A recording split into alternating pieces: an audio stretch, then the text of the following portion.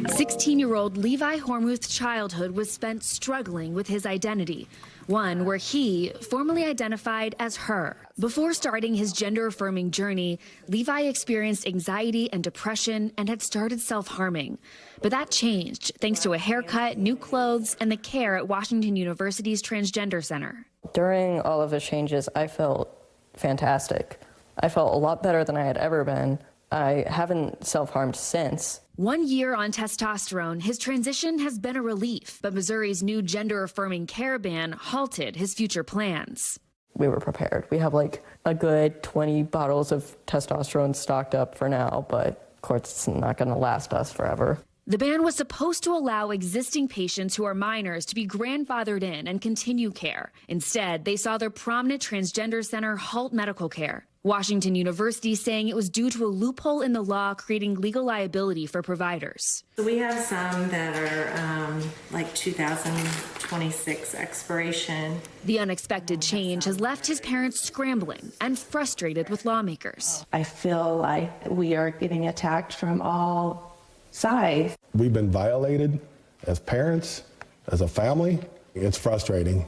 We can't parent our child the way that we see fit. We're dealing with rhetoric. We're not dealing with fact. Missouri State Representative Brad Hudson advocated for the law to be passed, saying he objects to the term gender-affirming care and wants to protect the state's children. I think if we really wanted to affirm these kids, we wouldn't tell them that they're born in the wrong body. When you look at studies, they consistently show that lack of access to care in this way is linked to high rates of suicide, depression, self-harming behavior. So how is something that goes against that protecting kids in your mind? This has more to do with the fact of that they're struggling with gender dysphoria, and they do need help. There's no doubt about it. But I'm saying that the kind of, quote, help, unquote, that some folks have been trying to give them has done more harm than good. Instead, Levi's family is left to figure out care alternatives out of state. Whatever we have to do, we will. Chicago, their preferred plan due to access to a full medical center, would mean a 5-hour drive each way every month. Or Missouri patients have access to the Fairview Heights Planned Parenthood just across state lines. It's in Illinois, but it's run by the St. Louis region. This structure planned intentionally in the wake of abortion battles.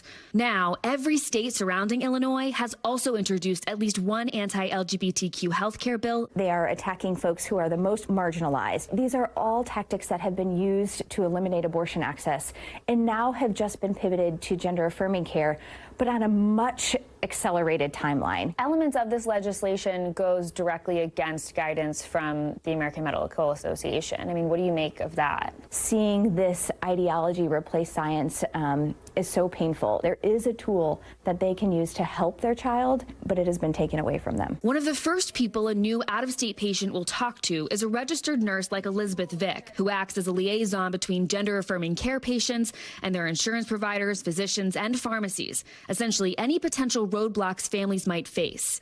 Since the ban took effect in late August, she's noticed a difference. We've definitely seen an increase in our 16 and 17-year-old patients. What potential risks are you worried about in terms of your patients if they're not able to get the care they need? I'm concerned that we are going to see more instances of self-harm amongst minors. I'm concerned that we're going to see an increase of bullying. Here she is. And unfortunately, back in Wentzville, Missouri, that's the case for Levi. Kids throwing things at him on the school bus, a development he initially hid from his parents. They're already doing so much for me, and I shouldn't have to stress them out about this. I shouldn't. Because then they're gonna think, like, did we do the right thing? And they did. Of course, like, I'm the best I've ever been. We heard so much from Republican lawmakers putting this into place, saying that it was to protect children. I don't feel protected. We are children who know what is wrong with our bodies because it's our bodies, not yours. Leave us alone. Leave us alone and let us be happy.